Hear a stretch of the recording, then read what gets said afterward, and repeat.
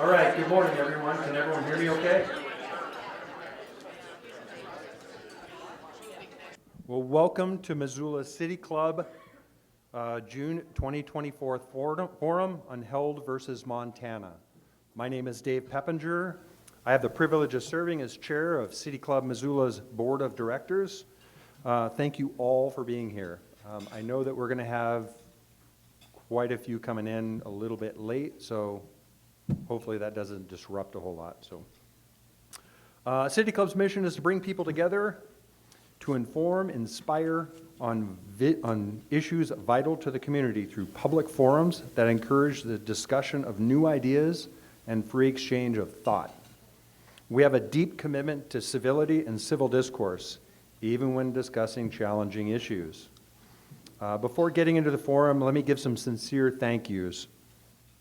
First, thanks to Missoula Community Access Television, which records all of our forums as part of their media assistance grants to nonprofit organizations. MCAT serves our community on cable channels 189 and 190. MCAT occasionally live streams our forums on its local live platform as well. You can also find videos of the past City Club Missoula forums by clicking on the video button on our website, cityclubmissoula.com. A special thank you to our sponsors, those at the executive level. They are Blackfoot Communications and First Security Bank.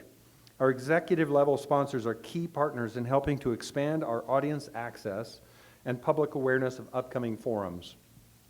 We're grateful to all of our sponsors, and we invite you to join. And of course, thanks to the board of directors who tirelessly work on forums like this. And most importantly, our administrator, Jenny Rohrbach. I know she is embarrassed when I say that, so thank her when you go out the door. There she is.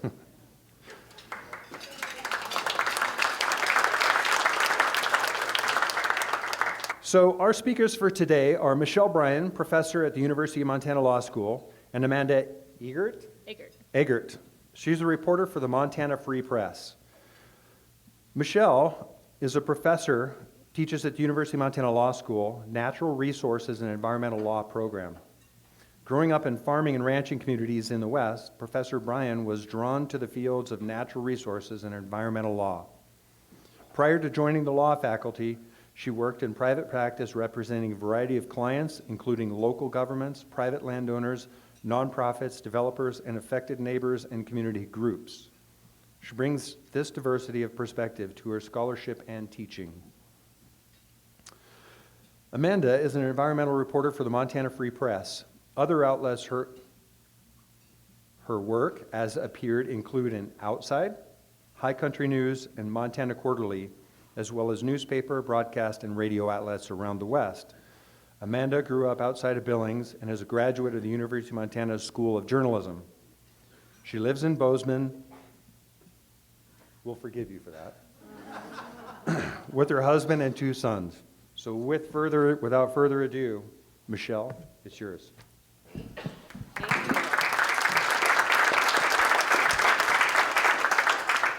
I'm going to move this in close and wait for my slide deck to come up. So I've been working in the area of natural resource law and teaching in that area for a few decades now. It's kind of amazing how. And so I was born the year after the crafting of the Clean and Healthful Environment Clause. And I know you had a wonderful presentation by Maynan talking about that moment in time. Yeah. So I was sort of emerging onto the earth at the time this clause came to be, and it's just a delight to study about it. And we've at the law school had presentations by the Constitutional Convention delegates, and we published their memories 2 years ago, remembering both the work they did on the Constitution and then the later statutes that implemented it, because although we've got the Constitution, it's the statutes that do the work of bringing that Constitution into action. And I'm sure she told you we're just one of a few states in the whole country that have one of these provisions. Around the world, there are a lot of countries that have these provisions in their constitutions, but in the United States, they're more rare. The latest addition being New York with their Green Amendment. So I've done work in the past involving this provision and how it is playing out in case law, comparing different states. But what is innovative, obviously, is asking the question how it applies in the context of climate change.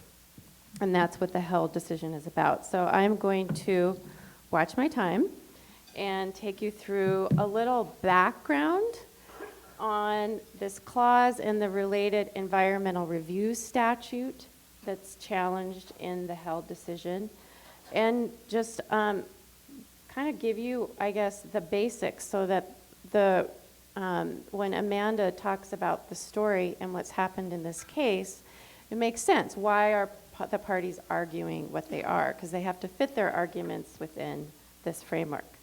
So you've already seen these two constitutional provisions. And I bolded, it's so hard to pick out what are the key words that really matter, because I swear to God, every single word matters. Sorry, I'm clicking on my screen so I can see, thank you. That doesn't magically make it appear there, and I'm sorry the font is small because they're a bit long, but we have this beautiful interplay then between our individual right to a healthful environment, which is the first of the inalienable rights listed.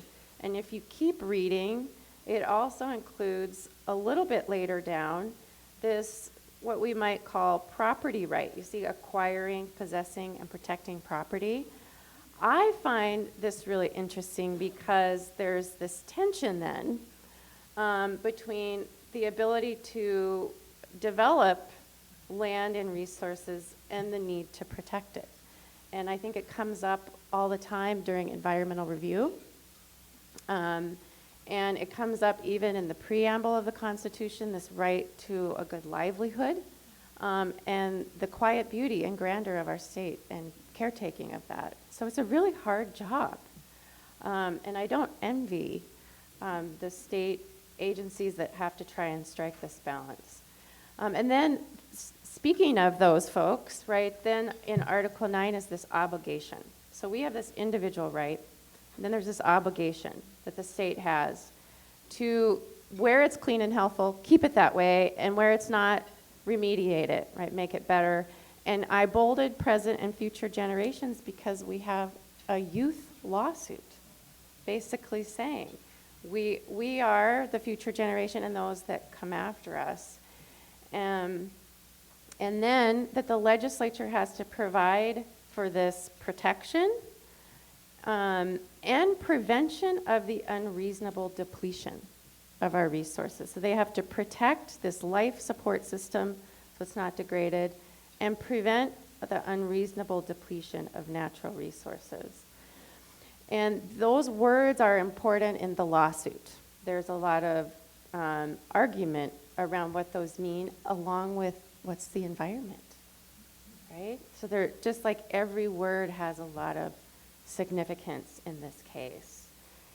And then next to that then, so we've got the legislature having this duty, we've got a statute, look at me, double clicking. We've got a statute that in part is one of the ways, not the only way, but one of the ways then that we envision carrying out the right of a clean and healthful environment. And it's designed, the Montana Environmental Policy Act, like the National Environmental Policy Act, they're of the same vintage, early 70s. It's designed to do a couple of things. To make sure when we make a decision that our decision is well informed, right? And that the public has a right to participate before a decision is made if that decision is going to significantly affect the quality of the human environment. So you can see how this would be an important thing to do then to carry out the Constitution. And then is involved, this statute is involved in a lot of the clean and healthful cases that have come before the court. And all of these words matter too. They all have meaning and can be argued over. Lawyers are really good at that, right? And so one of the things we want to think about is what does the environmental review cover?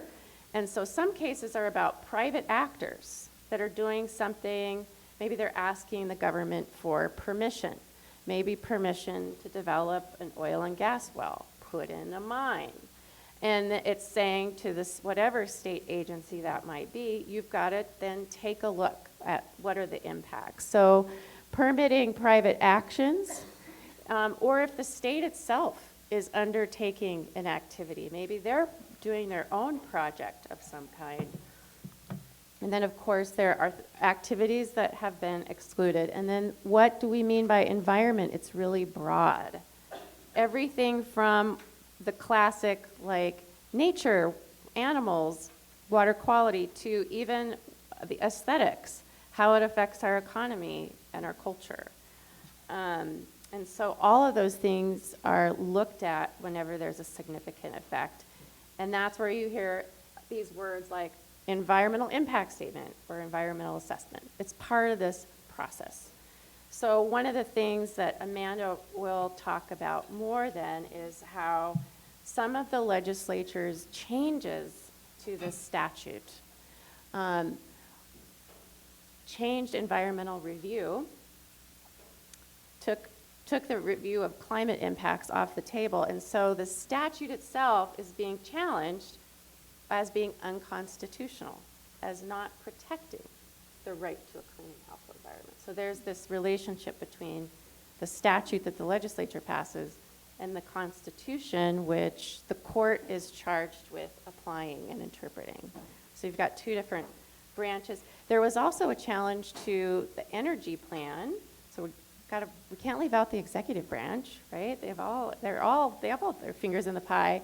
So in making an energy plan, how are we going to develop energy in Montana? There was a challenge to that as well, but that plan was repealed, so it would become a moot issue in the litigation. Okay, so a couple past cases that I think are interesting and helpful. I hope you find them interesting too. There aren't, you'd think for the amount of time that's passed there'd be a lot, but there aren't that many that have gone up to the Montana Supreme Court. One of the first ones involved that list of environmental rights. The first one, the right to clean and healthful, the other, the right to acquire and possess property. And someone brought a lawsuit challenging this junkyard. I've just randomly picked a junkyard picture, but saying that violated their right to a clean and healthful environment. And the junkyard owner said, but there's also this right to possess my property. And the court said, they're both protected by the Constitution, and when you have two rights that are in tension, you balance them, and we balance them in a way that the right to a healthful environment gets more weight. Why? Because it's the whole community being impacted versus the one, and the Constitution lists it first, like gave it this priority. So if in a head-to-head conflict, they'll put more weight on the environmental rights. So that was a really interesting holding that gave us a little bit more information about what the court thinks this provision means. And then we have in 99, so a couple decades go by really, we have a case challenging a statute that says when mines do exploration and they might discharge groundwater waste into the waterways, that's exempt from environmental review. In this case, it's called MEIC after the Montana Environmental Information Center that brought the suit against DEQ. And the court said, this is a very important holding, when the state harms the environment, which is going to happen, right, in that balancing, we are going to have environmental harm. That when it does that, it has to have a compelling reason for doing it. It can't just do it. It's got to say, this is really important, that we're going to go ahead and harm the environment, And we've thought about it carefully in our environmental review, and they have to minimize the amount of harm that's caused. And so a blanket exemption allowing arsenic groundwater to enter the Landers Fork of the Blackfoot River was held unconstitutional. Is this interesting? Okay. So we've got these, I'm like, I can go on and on. I think it's interesting. My loved ones sometimes remind me not everyone finds it as interesting as you, Michelle. All right, so that was the other big case. And so that really involved a classic like pollutant into some kind of water. We think of pollution going out of a smokestack into the air. Really classic situation. So think about how much climate change creates a new scenario, like how would we apply it in that setting? A more recent case involving changes to MEPA, the legislature had amended MEPA to say if a plaintiff's organization challenges an agency decision and they try to stop the development from happening ahead of time, which we call an injunction, right, where you say, you kind of rush to court and say, we want to stop it before it starts. And the legislature had taken that remedy away. And there was a challenge to the legislature's change to MEPA. And the Montana Supreme Court said that's an unconstitutional change to MEPA. The Constitution says the state should allow the prevention of degradation. And that word prevent won't mean very much if you can't stop it ahead of time. And the MEIC decision had said something similar. There's a famous line in there that says we don't have to wait for dead fish to float on the water before this provision applies. We can anticipate there might be harm and slow things down and look at it more. And so the court recently then, for a mining proposal outside of Yellowstone called Lucky Minerals, said we basically hold that provision of MEPA, that amendment, unconstitutional. This is just one of hundreds and hundreds of climate cases being brought around the world. And there's a whole database where you can go in and look at, just in the United States, the federal level, the state level, all the different kinds of cases.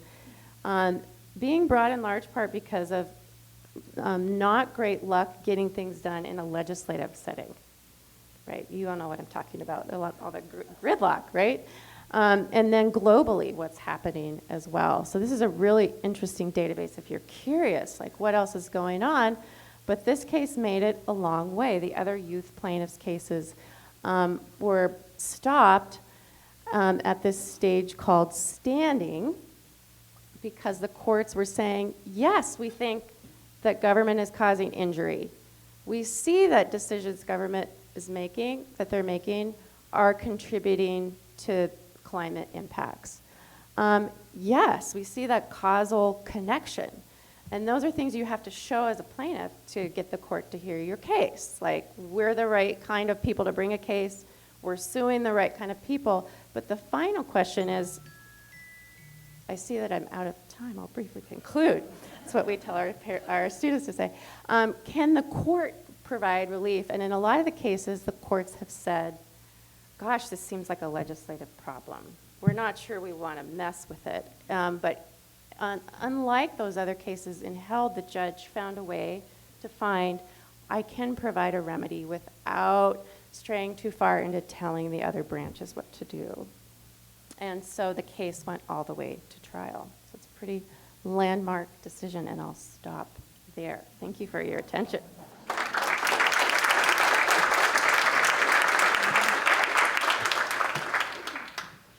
Hi, Amanda Eggert, Montana Free Press. I'm really happy to be here. I am a Grizz, so it's awesome to be back in Missoula.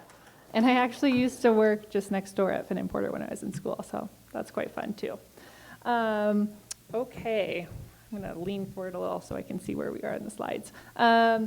This is a historic trial. This was the first constitutional climate case that went all the way to trial, so it drew a lot of attention to Helena, Montana in June when it was heard over not quite 2 weeks last summer. Those are the plaintiffs walking in. There are 16 youth plaintiffs at the time of the trial. They ranged from 5 years old to 22 years old. And the oldest is Ricky Held. She's the person who's you recognize from Held v. Montana. That's Ricky Held. She's the oldest plaintiff. And we have one of the plaintiffs in the room today. That's Olivia Vezovich over there. She's a Missoula native. Yeah, so that's kind of fun too. I'm going to kind of skip over some of the constitutional and statute stuff. I'll just kind of go abbreviated stuff over here, but Michelle gave us a great primer on relevant pieces of the Constitution here at issue. We did have some changes in Montana statute that played a big role in the trial. So first I'll talk about Montana energy policy. That's a 30-year-old piece of code that has like 30 subclauses, and it says this Montana should be our energy vision for the state. It's been amended a whole bunch, and in the 2023 legislature, lawmakers actually voted to repeal it entirely. And they didn't cite the pending climate trial when they repealed it. Instead, they said it's advisory only. If you really want to make changes to energy policy, you do that with tax code, with land use, with environmental review. Nonetheless, it did kind of change the trajectory of the trial a little bit, having that out. But in 2023, they also passed another law that ended up playing a pretty big role in the proceedings. That was House Bill 971. They passed that late in the session in response to a Yellowstone County District Court judge ruling that Montana Department of Environmental Quality basically got it wrong by not considering greenhouse gas emissions in its review of a gas plant that our largest utility, Northwestern Energy, had hoped to build in Laurel. So the legislature said, yes, we revised environmental review in 2011, saying that the state cannot consider impacts that are global in nature, kind of a nod towards climate impacts. Now we are going to flesh that out even more and say, Montana Department of Environmental Quality, you cannot consider greenhouse gas emissions in your environmental reviews. And that was in direct response to the Yellowstone County District Court ruling. So it was kind of an interesting little tension there. The repeal of the Montana energy policy kind of weakened the plaintiff's claims, but then the passage of House Bill 971 then again strengthened the plaintiff's claims. So I think it's interesting there to think about how important the legislature is in this process and in the proceedings of the trial. Okay, so as I mentioned, there were 16 plaintiffs. This is where they came from. This is a fun graphic that was produced by Micah Drew from the Flathead Beacon. He and I partnered for climate trial coverage over the summer, and he won this great MIT Environmental Solutions grant to do really in-depth coverage of the trial. So that was great. Here's Ricky Held again. She lives in Broadus, Montana. Her family ranches. I'm going to back up a little bit here and talk a little bit about the claims that the plaintiffs made, and then we'll skip over to the experts who spoke during the trial. So as you think about climate impacts in Montana, there's probably a range of things that you think about that come to mind, and that range of things were pretty well reflected, I'd say, in the plaintiff testimony. So a lot of talk about wildfire, evacuations, air quality. There was some talk about drought, talk about flooding, loss of snowpack, that kinds of things. So there's a whole range of issues that were discussed. And each of the plaintiffs, that's not true. But most of the older plaintiffs provided testimony during the trial. Some of the younger ones provided testimony kind of through their parents. But the older plaintiffs generally spoke to how they were experiencing climate change personally and the kind of harms it was creating in their life, or their lives. And the state did not cross-examine the witnesses. I think that was kind of that was probably in part an optics thing, and also probably something related to how are you going to argue with somebody's personal reported experience. But there was also a whole bunch of experts that testified for the plaintiffs. And you might recognize some of the folks in here. On the far right over there is Dr. Steve Running. He is a former University of Montana professor who won a Nobel Peace Prize in 2007 for his work with other climate scientists regarding climate change. And he was one of the first witnesses to speak during the trial. He kind of laid out climate science for Judge Kathy Seeley and talked about how they know what they know for greenhouse gas emissions and its role in climate change. Let's see, on the bottom right over there you have Ann Hedges. She is the co-director for Montana Environmental Information Center, or MEIC, and she provided testimony on the state's approach toward energy permitting. So she kind of pulled from her 30 years of experience engaging with environmental stuff, environmental permitting processes, to explain how the state has considered gas plants, coal mines, coal power plants, and how the state has looked at those kinds of projects. Top right, that gentleman up there is a man named Peter Erickson. He's from the Stockholm Environment Institute, and he provided testimony discussing kind of putting Montana's emissions in this larger global context. So he explained that the extraction, transportation, and combustion of fossil fuels in Montana is roughly equivalent to that of entire nations, including Argentina and Pakistan. And that was part of this larger goal, I suppose, to demonstrate that Montana's emissions are globally significant. There is all kinds of other testimony that we had a psychiatrist who specializes in climate impacts on mental health. There were pediatricians who spoke about how decreases in water quality can impact developing lungs and how they can lead to heart conditions when you have sustained periods of poor air quality, that kind of thing. We also had experts talking about the water cycle and how that is changing with climate change. So it was 5 packed days of plaintiff and expert testimony on the plaintiff's side. And then the state side was much abbreviated.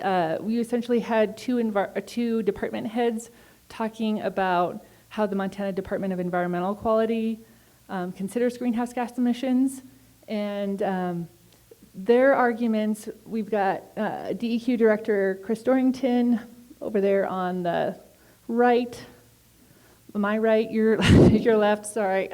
And then Sonia Nowakowski is at the top there. They're both with DEQ, though Dorrington actually just took a job with the Montana Department of Transportation, and Sonia Nowakowski is going to be the director of DEQ. And they basically explained that the Montana Environmental Policy Act, or MEPA, is environmental review only. So it's supposed to be a look before you leap statute. And the idea is, it doesn't say, yes, this project, no, that project. It just says disclose the impacts for these projects so that the agency can make an informed decision. That was one of the things that they argued. Another big argument that was made by the state is that Montana's emissions are a drop in the bucket on the global scale, right? And here we had, on the bottom right there, that's Terry Anderson. He is with the Hoover Institute, which is a Stanford University associated think tank, I believe. He's an economist, and he was providing testimony suggesting that it's just a fraction of a single percent in the global scheme of things, our carbon dioxide emissions.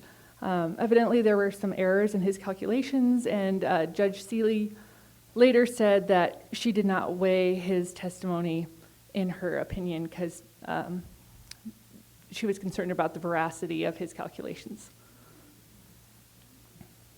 Okay, and here we have a ruling. The trial occurred in June. In August, mid-August, we got a ruling. And I pulled out a relevant piece of the ruling. It was huge. It was 103 pages. It was a ginormous ruling. And I think, as it's been explained to me, that's significant because it gives the Montana Supreme Court a huge document to work with as it moves forward with this appeal. I'm jumping forward a little, but that's probably not a spoiler for anyone. It has been appealed. Okay.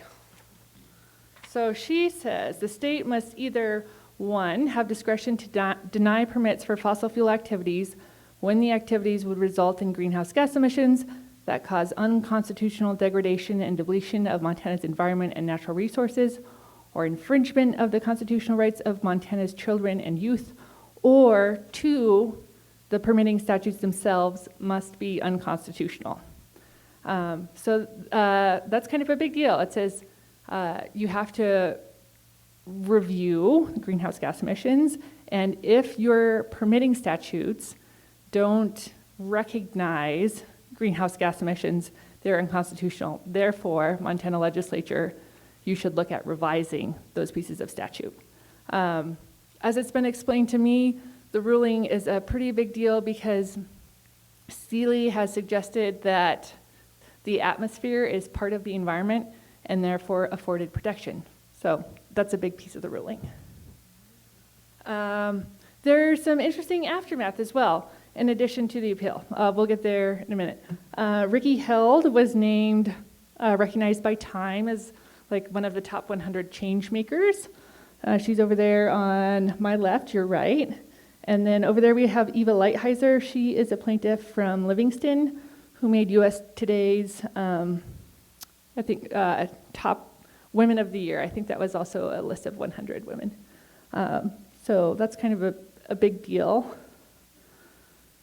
Next up, we have changes that the DEQ initiated in response to the ruling. So essentially it has started revising the Montana Environmental Policy Act, or MEPA, and in order to do that, it has convened a working group with a whole bunch of representatives from across the state, representing different kinds of interests. So you have a few folks from environmental organizations, you have industry representatives, you have lawmakers, you have everyday citizens, and they are looking at changes to MEPA. Now it's over 50 years old, and it's considered both an update to the process and public involvement piece of MEPA, as well as how do we do climate analysis. That'll be another piece of the working group's broader mission. They started meeting in January. They are still meeting, and I think at the conclusion of the process, they're supposed to have some proposed changes. Another big impact here. Are y'all familiar with the Public Service Commission? Is that a little bit? Okay. The Montana Public Service Commission is the state's elected utility board. And what it does is it looks at the work of Montana's monopoly utilities and tries to balance the financial health of the monopoly utility, because it's in nobody's interest if we don't have functioning electricity generation and transmission, right, with the concerns of those monopoly utilities customers, right, because we can't shop around for other electricity providers. We're kind of stuck with whoever we have by virtue of the geography where we're located. So in addition to the legislature, the next agency, I would say, the next governmental entity that has a profound amount of influence over energy policy in Montana is the PSC, because they review resource plans for utilities, they do rate cases, they can kind of, they're not supposed to, but they can kind of put their thumb on the scale a little bit for some forms of energy generation over another.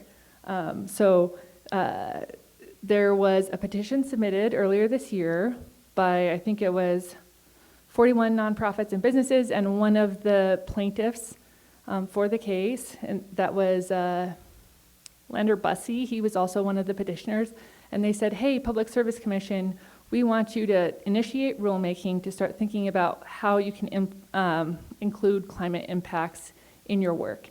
And essentially what they're asking for is a framework called the social costs of greenhouse gas emissions that they'd like the PSC to integrate in its review of dockets that come before it.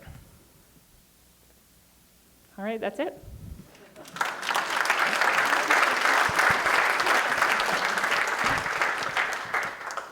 Okay, so this is time for the break. So this is where table talk, this is the whole point why we're here.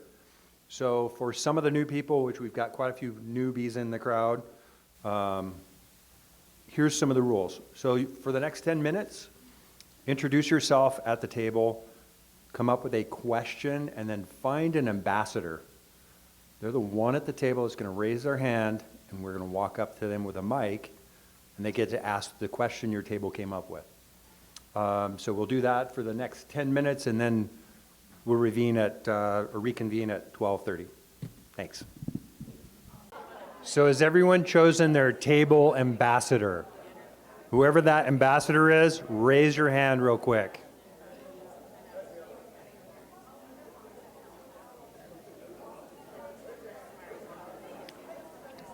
Okay, so here's how this next phase of this is going to go.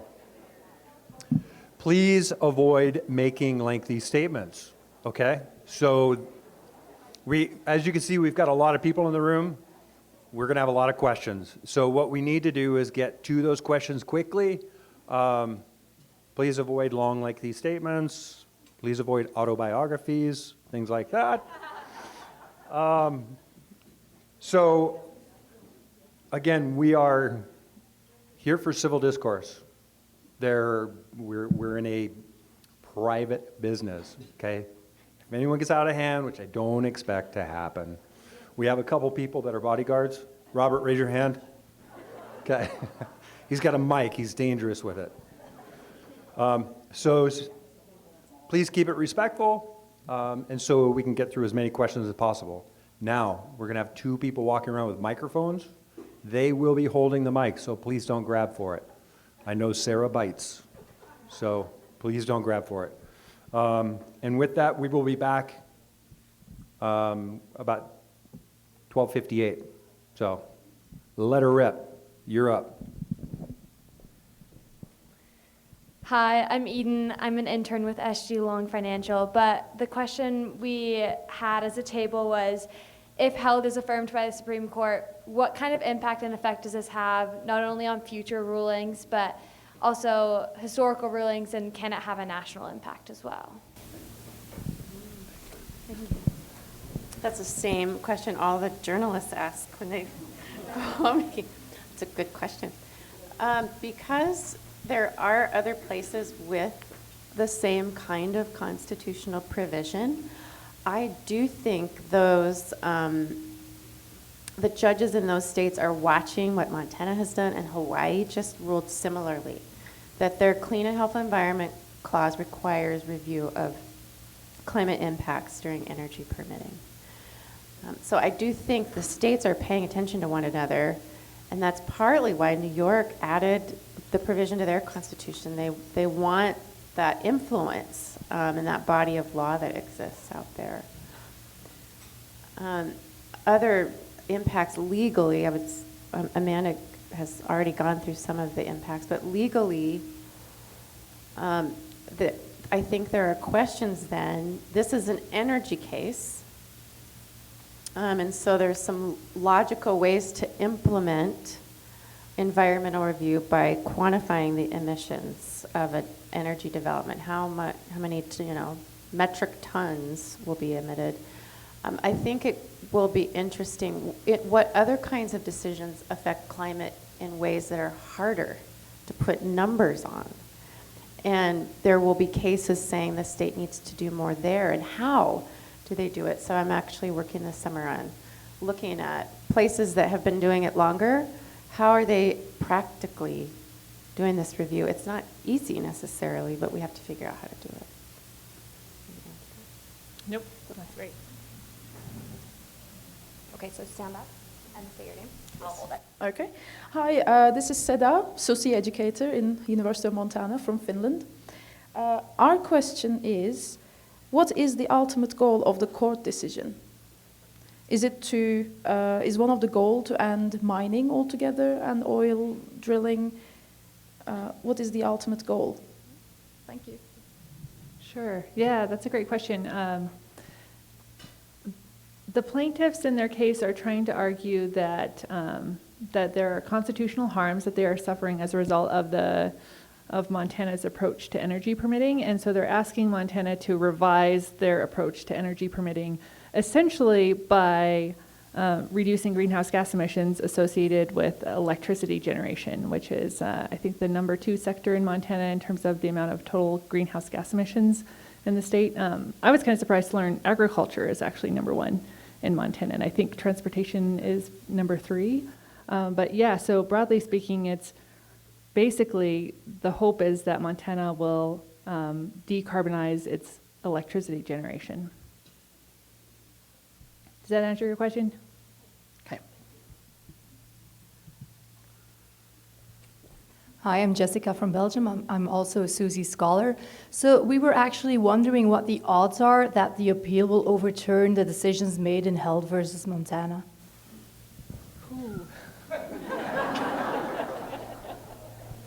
This is the other question that this is hard. So I mentioned that a lot of the other climate cases didn't make it to trial because the court said we can't craft a remedy. You almost need some kind of statute that says do this. And that's the court stepping too far into another branch. But Judge Seeley felt like she could order something short of that by finding the provision unconstitutional and just saying this needs to be considered an environmental review. She isn't saying how. And so she felt like she stayed within the circle of the judicial power. And so that, I think, is a novel question that will be interesting to see what the Supreme Court does with it. The right to a clean and healthful environment, I think it's a pretty strong argument. I do think it will be upheld that climate is covered by the right. Climate affects water. Well, you already heard about a water case. Climate affects wildlife. Climate affects human health. And those are all kinds of things that the courts already recognize the right as applying to. So I think the right will be implicated, and the question will be that remedy piece of it. There's another interesting question, which is that the state's arguing, well, NEPA just says you have to think about it. Doesn't say, as Amanda said, it doesn't require a particular choice at the end of that process.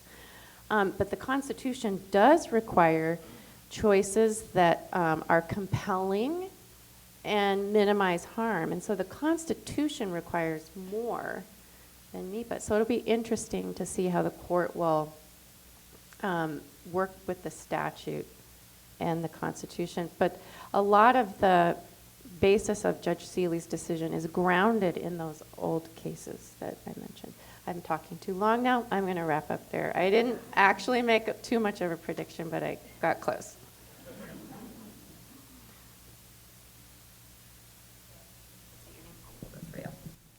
I'm Melody Cunningham. I'm running for House District 97, new district. Our question is, are there any mandated collection of health data on things like asthma, COPD, and others that climate and health might impact, or any plans for the legislature to potentially bring that forth in the 2025 session? I'll try to take a stab at that. Not that I'm aware of, at least not at the state level. I think what they're working with is a body of research that suggests when you have these kinds of, we'll use air quality, that's kind of the easy one. When you have these kind of air quality impacts, this is what you can expect at the population level in terms of ER visits, stroke, asthma, those kinds of things. But to my knowledge, Montana doesn't maintain any kind of database that looks at specific climate-related illnesses and injuries. I hope that gets at what you're looking for.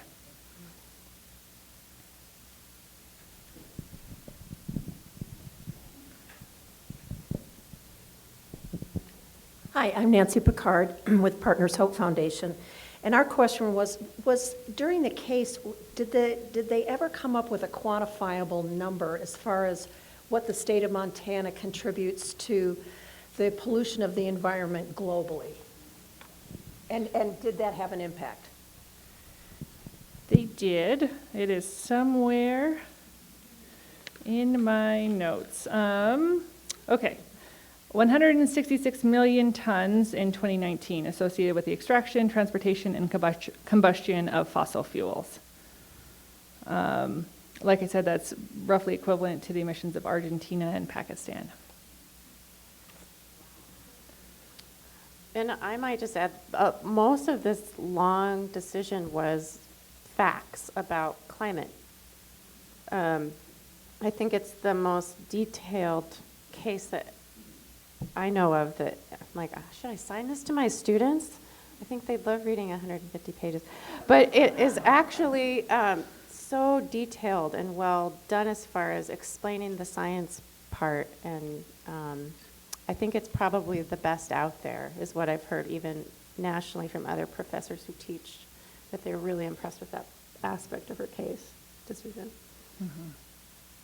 All the more given that, you know, it's 103 pages that came out like 2 months after the trial. That's, I don't know, that's a lot. Mm-hmm. It was a lot to get through. Yeah.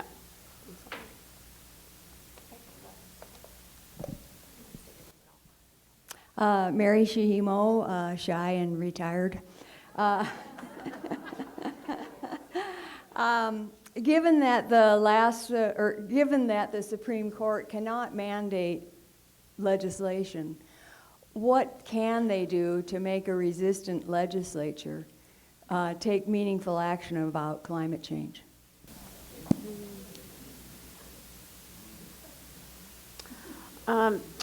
Some have compared this to the cases that came up a while back involving the Indian Education for All. I don't know if you remember those, and the state and the legislature not doing anything. And so what you end up doing is challenging the executive branch over and over again for not acting constitutionally. And then the pressure, so what they try X. Well, that isn't constitutional either. Legislature sits there, doesn't maybe do anything for a while. Then they try Y, and you sue again until finally you see that legislative shift as well. So it's a lot of pressure on the agencies, I think, but you're sitting next to someone who knows a lot about how to make legislatures do something. She might have a better answer. I would add too, this is probably won't be news to folks in the room, but there's this really intense tension right now between the legislative branch and the judicial branch, and there's a lot of headbutting over who gets to do what and the appropriate separation of powers. So it's not gonna be easy. I think some lawmakers have said, I interviewed a lawmaker from Great Falls after the decision came down and said, what does this mean for you? And he said, you know, it gives us an opportunity to figure out how we want to change MEPA and to figure out what we think greenhouse gas emissions analysis should look like. So it might not align all that closely with how Judge Seeley envisioned that working, but I think it's fair to say that there's just going to be a whole lot of attention as that's worked out.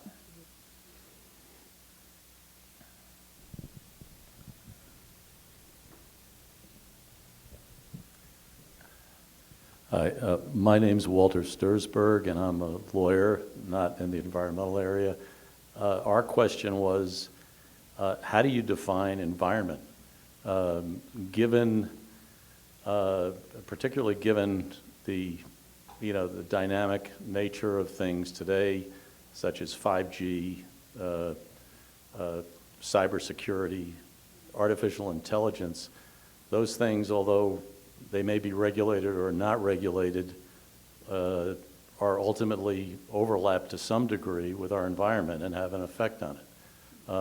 And how are the legislature and the courts dealing with that definition? Because it seems to be dynamic. It's not a static picture necessarily.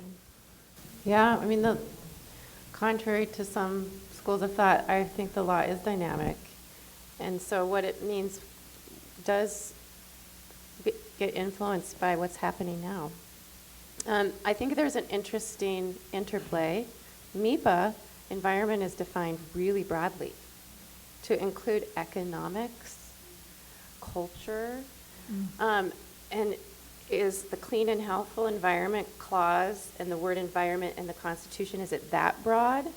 You need to look at what did the drafters at the convention, what did they have to say when they proposed it? There are these wonderful transcripts, and Maine Ann is in them. And it didn't seem as broad to me as 5G. It didn't, unless somehow that would affect our health. But I don't know. When it was voted on by the public, what did they think it meant? And so you have to go back to that moment and consider it. But to me, it seems narrower than some of the topics you just mentioned, whereas MIPA, I think, might cover that kind of a question. I'd be interested in what others think.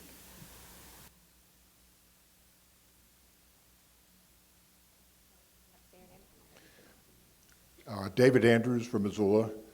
Our table was aware of the judicial legislative conflict and wondered if the state Supreme Court would be the final answer on this, or whether it would trigger some federal issues.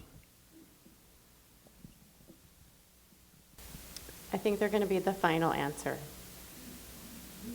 Yeah, because it's a state constitutional question. Yeah.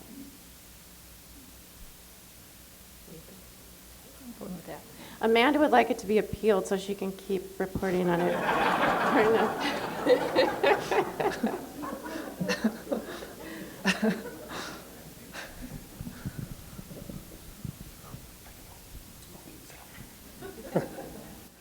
Hi, my name's John Runquist. I'm just a private citizen. And our table's question is it's been a year or so since Judge Seeley's decision.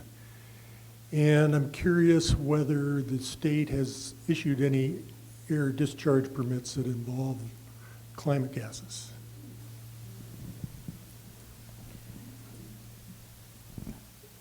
Yes. I'm kind of working through my memory bank a little bit here, but I talked about House Bill 971 that was passed in response to a district court ruling for the gas plant that was proposed for Laurel that Northwestern Energy is building. So what happened with that was Moses issued a decision saying, state, you got this wrong, go back, consider greenhouse gas emissions. The legislature passed House Bill 971, said, state, you cannot analyze greenhouse gas emissions. And then that kind of changed the status of that permit. So Judge Moses kind of had to, I think, revise his ruling in response to that law. And that case is before the Montana Supreme Court now. There was an oral argument, I think last month, it might have been the month prior, and it implicates many of these questions that were raised by the held trial regarding climate impacts. And Michelle might know better than, I'm not sure if the state actually, I think the state attempted to issue that permit, that air quality permit for the gas plant, and then because of all of the legal proceedings, it's kind of been in a holding pattern. But it did try to. Michelle, maybe. I don't have anything more to add. And I'm not sure about other permits that have gone into the pipeline. None that I am aware of. The big ones would be coal mines, gas plants, coal-fired power plants, and I can't think of any that have been proposed, submitted to DEQ since last June.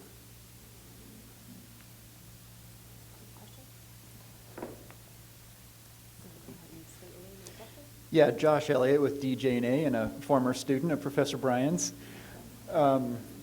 So our first question was actually taken by another group almost verbatim, so we're going to go with our backup question. So the federal CEQ regulations for NEPA were recently revised in a pretty significant way, and there were a couple of pieces of that I think would be relevant if it were NEPA. Those being, there's kind of a renewed emphasis on Section 101. The purpose is to protect the environment. Like, it's not just procedural, let's not forget about the purpose. And then there are several other places where climate change is brought up and how that needs to be dealt with under NEPA. So my question is, do you think that might influence NEPA generally, or this case or similar cases moving forward? The fact that the federal regulations have changed. Yeah, it makes it hard to teach environmental law because they first got changed under the last administration, and so there was a lot of impact review taken out, kind of mimicking the Montana tailoring of NEPA. During the Obama administration, they had come up with a way of quantifying emissions. They would look at the emissions while the project was being put in. Like maybe you've got a lot of earth-moving equipment and other things, so they quantify that, and then the ultimate emissions at the end of the energy project as well. So you can imagine like putting in a big pipeline, and like just the work of putting in the pipeline will create a lot of their own emissions. So that was under Obama. That all went away during the next administration, and then Biden didn't just take it back out, the Obama idea. His administration is doing something slightly different, but looking at effects again. So it's possible their methodology could be used at a state level. And in general, a lot of the provisions in NEPA mirror things in NEPA, and so our court has used federal interpretations of NEPA in applying NEPA. So it's possible, to the extent our provisions stop mirroring the national one, we've got uncharted waters. How do you interpret this? So that relationship between the federal environmental review and state environmental review is important. Did I answer your question?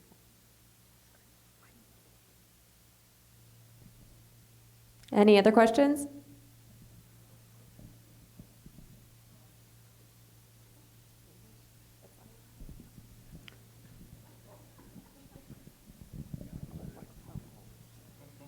I'm Alexandra Volkerts, and I'm a retired lawyer, so I'll try to keep this short.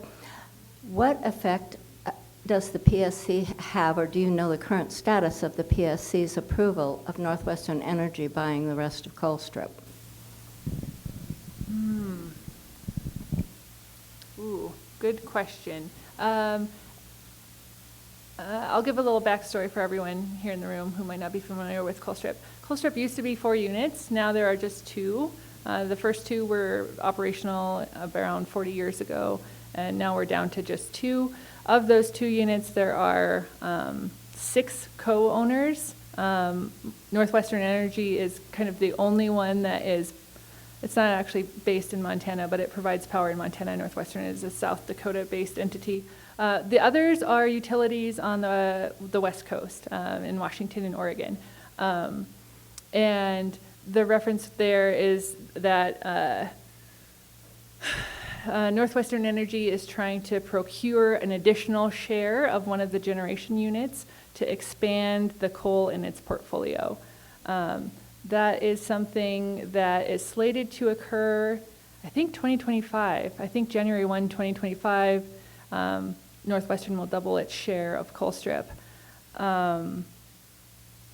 I believe that that's going to require PSC approval. I'm not 100% certain on that, but I believe that will require the Commission's approval. If that is the case, I do expect that they will approve it. And I should also say, some of y'all might be aware that there's some new EPA rules regarding emissions in power plants that are in play now. Those are pretty new, and I think that has created a whole tangle of issues for those 6 co-owners as they think about what's going to happen with the future of that plant. If the emissions controls that are required by those new EPA rules actually have to be implemented in the time frame described, that'll mean major expensive upgrades that some of the co-owners might not be interested in doing. So much in flux. I really wish that I had a window into those conversations between the co-owners, but they're behind closed doors.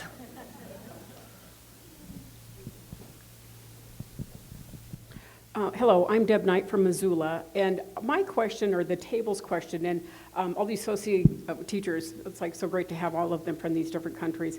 They're like, from a global perspective, what y'all doing? And so my question, as a Montana resident, it seems that we have a kind of a liberal, conservative, I feel like we're playing tennis. Will we reach a point where it does become more of a, Hawaii, New York, Montana, and then other states, to where we can start thinking about a global perspective to protect the environment in whatever fashion that it is determined?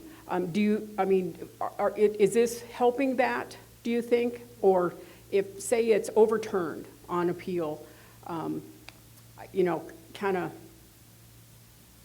bummer.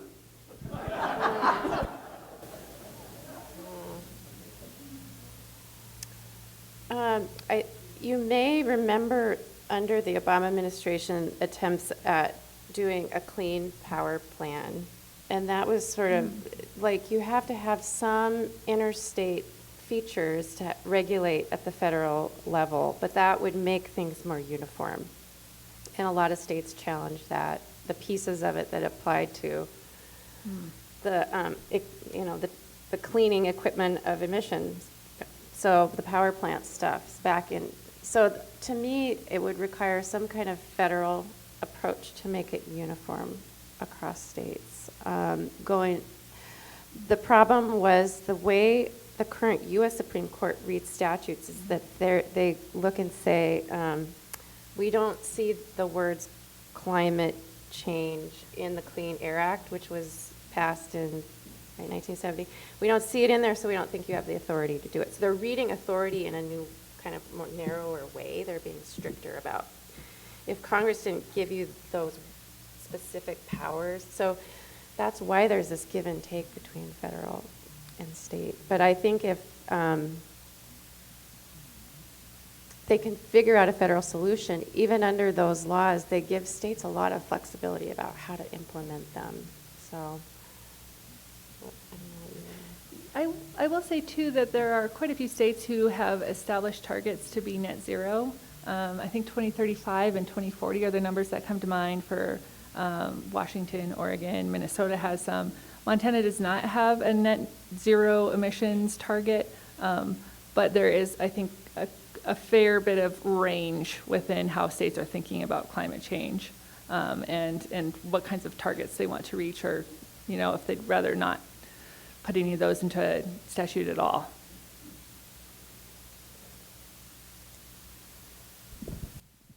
Well, that's a good segue into finalization here. So thank you, Michelle. Thank you, Amanda. Very informative. Learned a lot. Thank you. Again, thank you to our sponsors, First Security Bank and Blackfoot Communications, and of course, thank you, our audience. You're why we're here.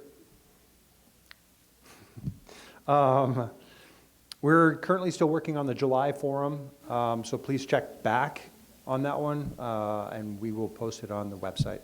So with that, have a great day.